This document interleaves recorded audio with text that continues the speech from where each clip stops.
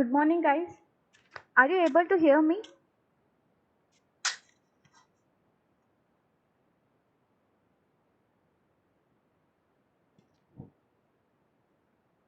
Am I audible? Yes, ma'am. Okay, then. Yes, ma'am. Okay. So, in the last class, we were talking about what are the steps that has to be taken in order to develop the women entrepreneurship, and also we saw some of the areas where women's likely to choose to be an entrepreneur. That is the overall production selection by women entrepreneurs in India, and also we saw two famous like people like who were the Indian women entrepreneurs and who developed this Lime Road and Next Drop. Now coming to the next concept, that is the intrapreneur. Okay, so far we have been talking about what is entrepreneur. So as I said that entrepreneur is defined as a person who innovates, who innovates, who organizes the things, who is going to operate, and who assumes to take the risk for a new business venture. So that sort of person is called as an entrepreneur. Okay. So he's like a one man army, and he is the person who runs his own business. Okay, so this is what we saw as an entrepreneur, and the process of action an entrepreneur undertakes to establish his enterprise is called as an entrepreneurship. Okay. So what is an entrepreneur and what is an entrepreneurship? So far we have been talking about this. Now the concept comes, that is the intrapreneur. What is this intrapreneur and how is this different from entrepreneur? Okay. So coming to the term intrapreneur. So intrapreneur is a person within a company. Okay, he is a person who is working in a company or within a company who promotes innovative products, product development and marketing. Okay, so this is the definition of an intrapreneur. So intrapreneur is a person within a company who is going to promote innovative product development and marketing. So it is the act of behaving like an entrepreneur while working within a large organization. So he is a part of a organization, but also he is going to act as an entrepreneur who is ready to establish his own business or who is ready to run his own business being a part of a large organization. So that is the meaning of this intrapreneur. And what is meant by intrapreneurship? Okay, so intrapreneurship is defined as entrepreneurship within an already existing organization. So entrepreneurship is nothing but it is the process of action an entrepreneur takes to establish his business, whereas intrapreneurship is defined as it is also an entrepreneurship within an already existing organization. So it is also called as an corporate entrepreneurship. So intrapreneurship is also called as an corporate entrepreneurship. So we say that this intrapreneur, it is an emerging class found in a large.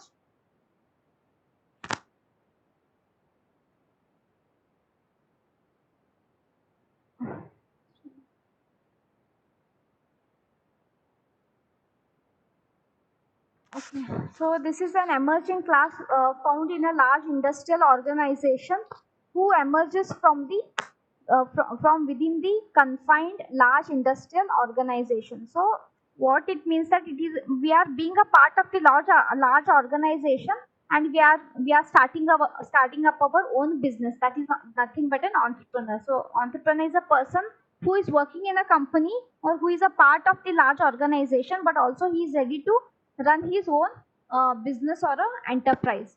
So top executives are encouraged to catch hold of new ideas and convert them into products through research and development activities within the framework of the organization. So all the top executives are being motivated to come up with new ideas, and those new ideas will be converted into product by with the help of research oriented technical research and development R&D. It is called as a research and development activities within that particular framework of the organization.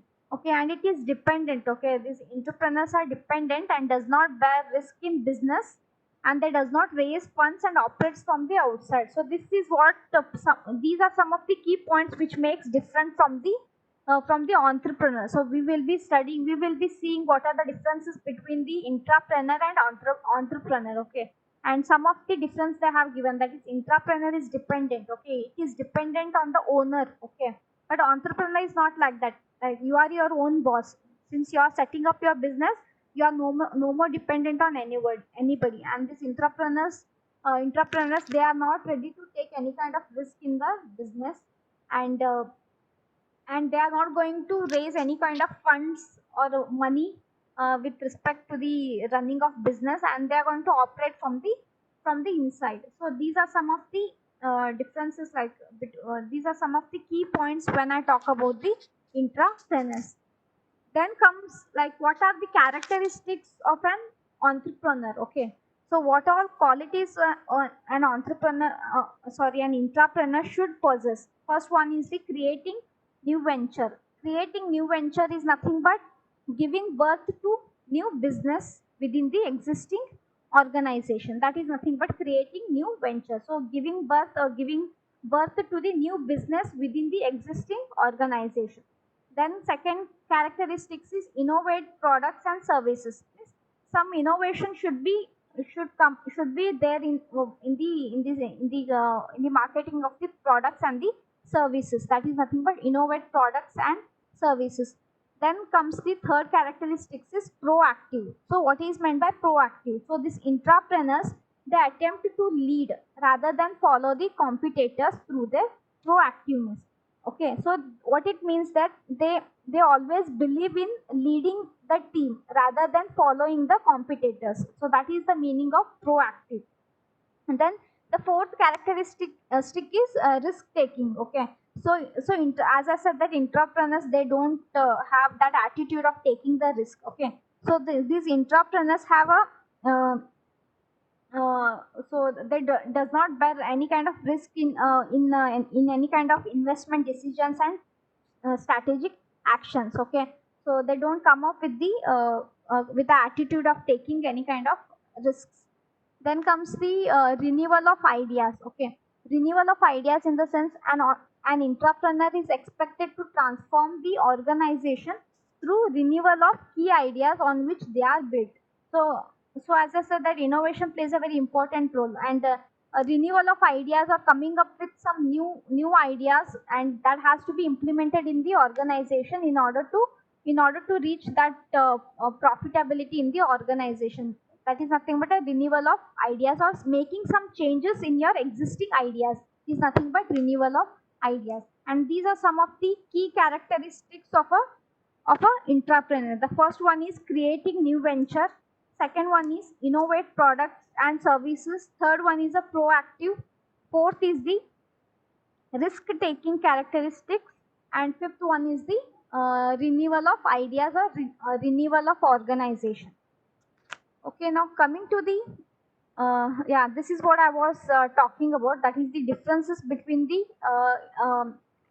that is intrapreneur and entrepreneur. Okay, so these both words seems to be very similar, but they're very much different when we talk about what actually these terms mean. Okay, let's talk about the entrepreneur. So entrepreneur is independent in his operation. So as I said that a person who is going to run his own business is called as entrepreneur. So he is own boss. Okay, he is nowhere dependent on anybody.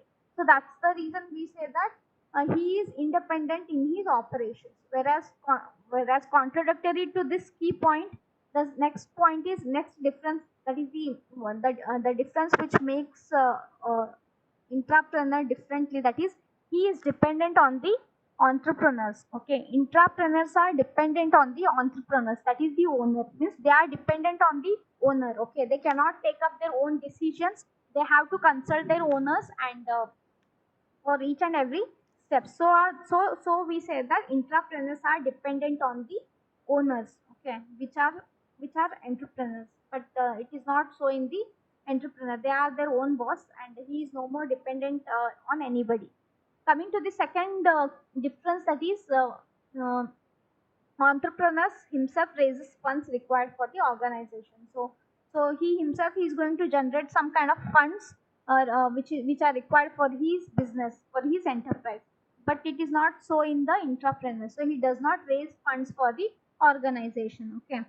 Then comes the third difference is that is entrepreneurs bears the risk involved in the business. So they are the risk taker, and entrepreneurs, they are going to bear any kind of risks or losses which are being involved in the business.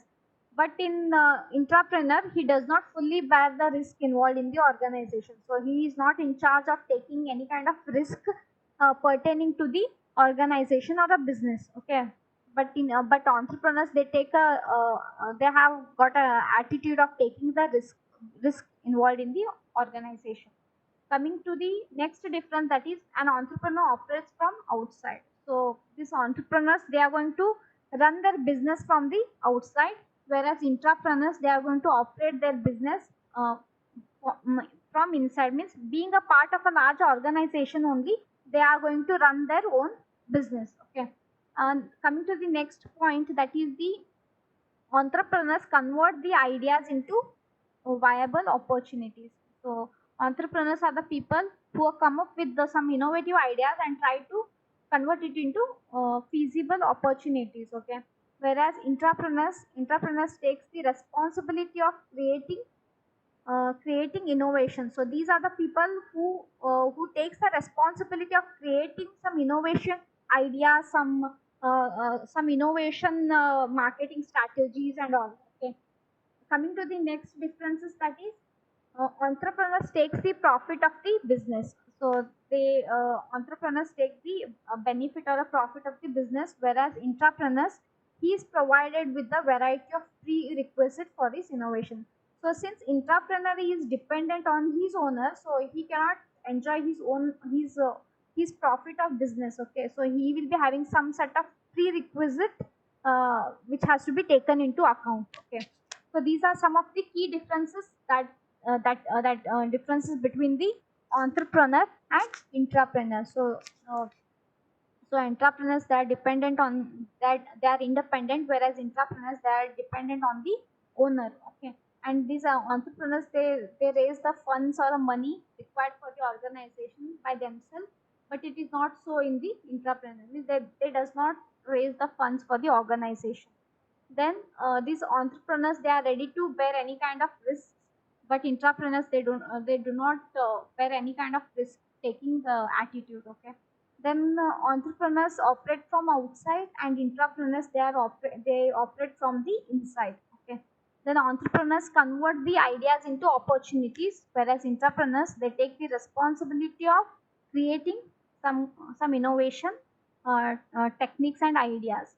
And entrepreneurs takes the profit of business, whereas the intrapreneur, since he is dependent on the owner, he will be having a set of prerequisites that has to be taken into account for his innovation ideas. So these are the differences between the entrepreneurs and intrapreneurs. Now coming to the difference between entrepreneur versus manager. So uh, this is also one quite tricky confusion among the students, like how manager is different from entrepreneur. Okay. So these are some of the differences which has been highlighted.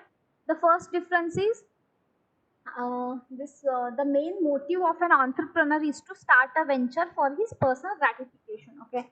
So entrepreneur, as I said, that entrepreneur is a person who is going to run his own business. So he is his own, he is his own boss, and he is not dependent on anybody. And the main motive of an entrepreneur is to start a business for his personal gratification. Okay. For his personal gratification, it can be he want to be he want to be independent, he want to get a name in the society.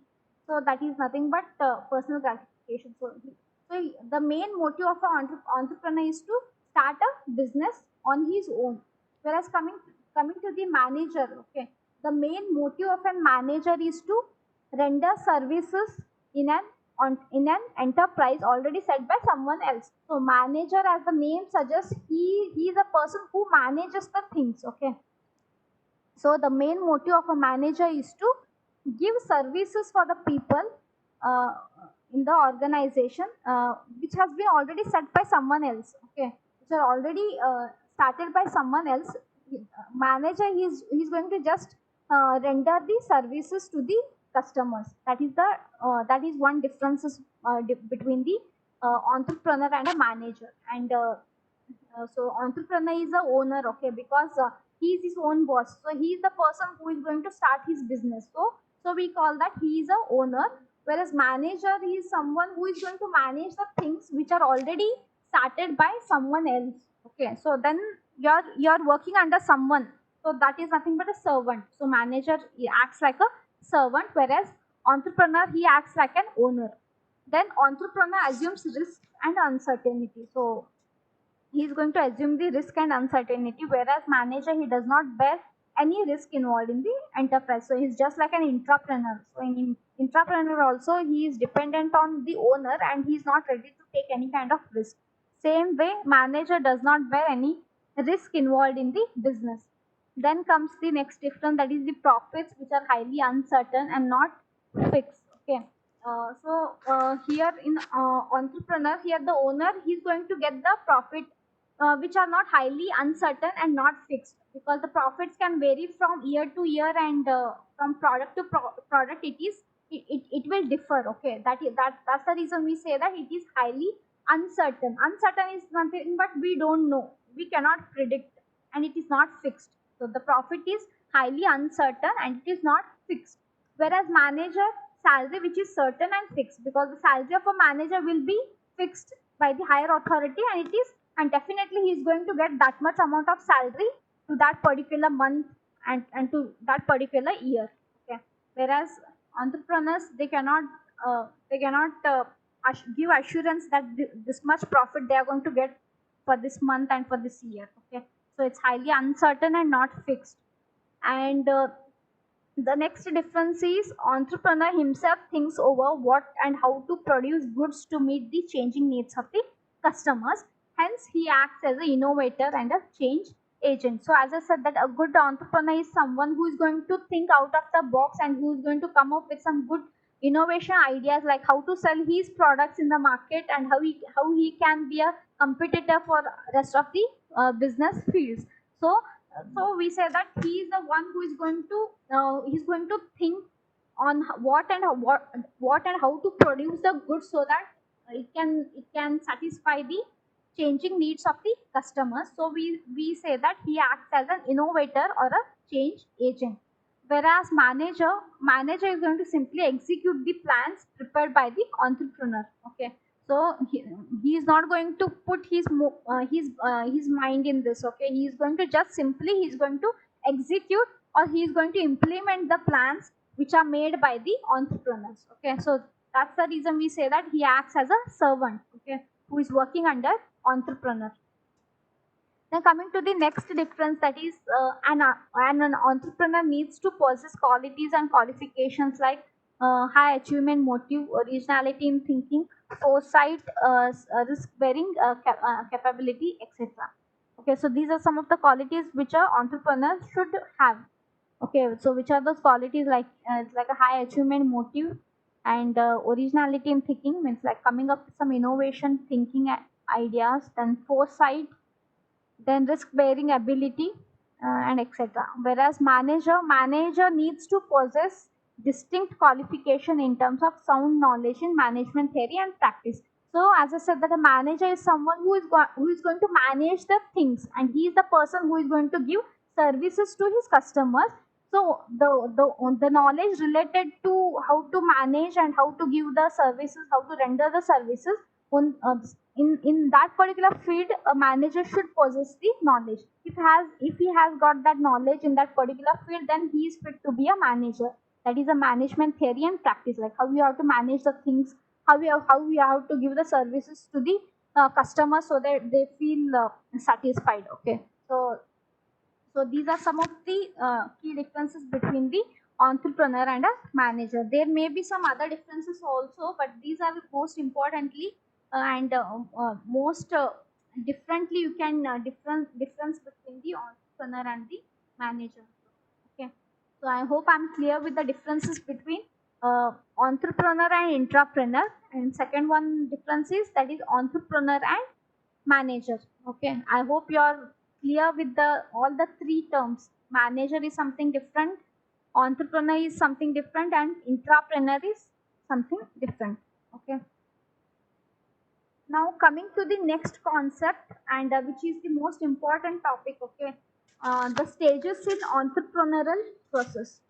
Okay, so this is one of the important questions, so just make a note of it. That is the stages in the entrepreneurial process. Okay, and Barringer and Greg Sock. Okay, Barringer and Greg Sock, these were the person who identified various stages in the entrepreneurial process. So Barringer and Graysock, these were the person who came up with different stages in the entrepreneurial process.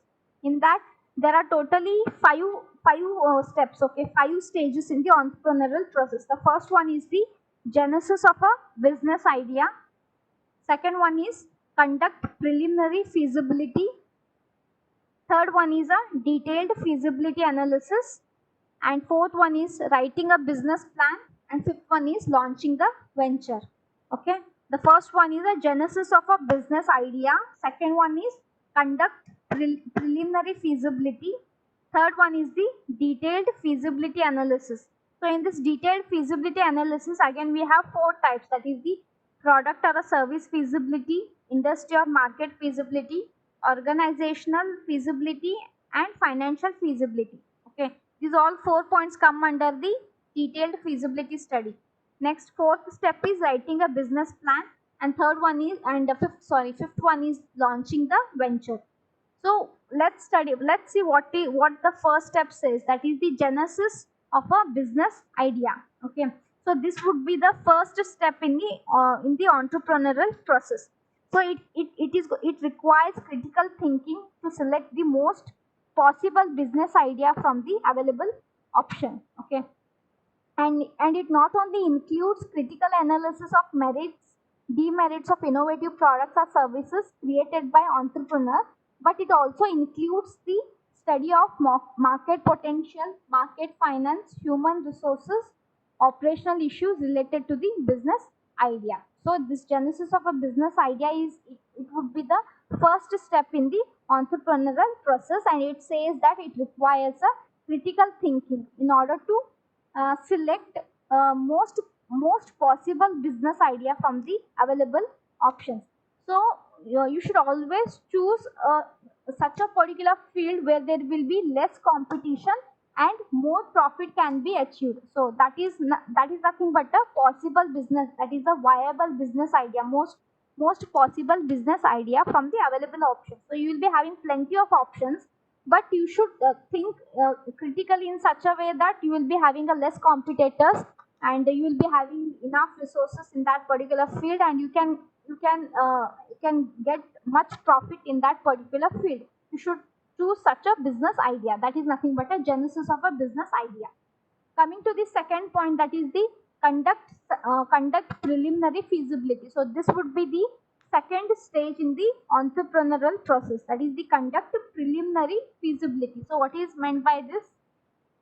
So the preliminary feasibility involves a quick assessment about the potential of a business idea. So it is nothing but assessment is nothing but analyzing the potential of a business idea, whether it is going to give me profit or not, whether that particular business idea has any value in the market or not. So such kind of analysis should be done. That should be done by the committee or by the team which is formed. Okay, that is nothing but a quick assessment about the potential of a business ideas. So this step is necessary to ensure that a feasibility analysis to be conducted in the next step is done only for a single best idea. Okay, what is this feasibility analysis? In the sense which involves time and effort, means with less effort and within a short duration of time. If you are going to get profit, then it's not a bad idea to choose such business idea. Okay, so this would be this step would tell about that only. Okay, that is conducting the preliminary feasibility, means you are going to assess the potential ideas which is going to give you more profit with less amount of effort and within a shorter span of time. That is nothing but conducting preliminary feasibility. Coming to the third one, that is the detailed feasibility analysis. Okay, what is this detailed feasibility analysis? Is it is helpful in making suitable modification in the business idea before taking it to the business plan stage. Okay, so it helps in making some necessary modification. Okay, before implementing it, or before deploying the business plan. First, you are going to make some modifications if required in the business idea before taking it to the business plan stage. That is nothing but the detailed feasibility analysis. And as I said, that it involves product or service feasibility, and then it requires industry or a market feasibility, then organization feasibility, and then is the financial feasibility. Now coming to the fourth stage or the fourth step, that is the writing a business plan. What is a business plan? Okay, so business plan is nothing but it's one kind of a written document containing the details about every aspect of the proposed business venture. So it is just like it's like a document. Okay, so where you have put all the details about your proposed business venture. So that is nothing but a business plan. So why this business plan is made? It for the purpose, it is going to serve two purposes. Okay, the first one is to provide a roadmap for the people internal to the organization, that is the employers and stakeholders. And second purpose is to convince the potential investors and financial institutions about the viability of the venture, so that they may agree to invest in it. Okay, why business plan is made? Why business plan acts very important? So as I said, that business plan is nothing but it's a written document where you are going to put all the details regarding the proposed business venture. Means what idea actually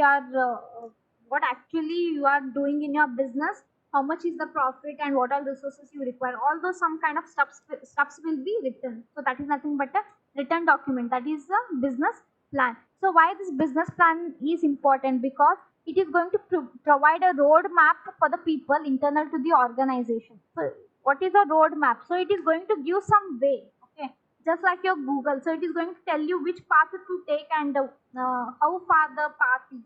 Okay, so it just acts as a roadmap for the people who are working in the organization. So like stakeholders, like employees, and some other higher authorities. So if they go through that business plan, no, so they can get an idea like what actually you are trying to do in your business. So that's the reason we say that it acts as a roadmap for the people working in the organization. The second purpose is to convince the potential investors and financial institutes about the viability of the venture, so that they may agree to invest in it. So this is also one of the important point, because you have to convince your investors. Okay, investors are someone who are going to put money on your business. Okay, they are just like the financial institutions. So it can be a bank, or it can be some kind of agencies, or it can be some kind of business people who are ready to put their finance into your business. So in order to make them convince, you have to do this business plan, so that if they go through that business plan, they will be impressed by your business plan, and they will be ready to invest their money into your business. So that is why business plan is very much important. Coming to the next point, that is the next stage, that is the launching the venture. So this would be the final step in the entrepreneurial process, and it involves launching the venture as per the business plan. So however, whatever the business plans you have made, according to that you are going to launch the venture, or you are going to launch the business or enterprise. So the entrepreneur should be prepared to face hurdles and challenges during the launching of the venture. So during the launching of the venture, they may encounter some kind of hurdles, problems, or challenges, and these entrepreneurs should be prepared enough to face those problems, and they should be able to fix those problems while launching of the venture. Okay, so this would be the final step, that is launching of the venture. So these are some of the 5 important steps in the entrepreneurial process, and these steps were given by these were given by two persons, that is the Barringer and Graysock. Barringer and Graysock, they identified various stages on the entrepreneurial process. That is, first one is the genesis of a business idea. Second is the conduct preliminary feasibility. Third is the detailed feasibility analysis. Fourth is writing a business plan, and fifth is the launching the venture. I hope I'm clear with the today's session. I think it's time to stop. I'll stop it for today, guys. We will see the next topic uh, tomorrow.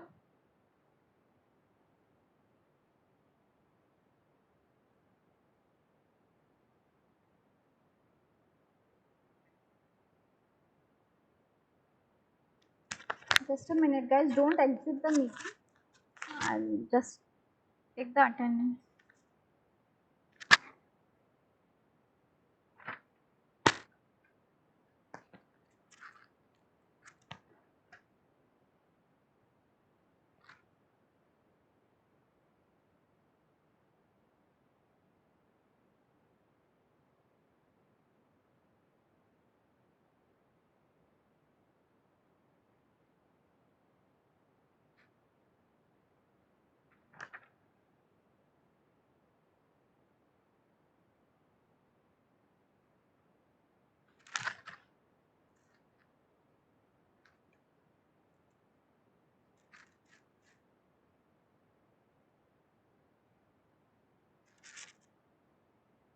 Okay, guys, you can exit the meeting.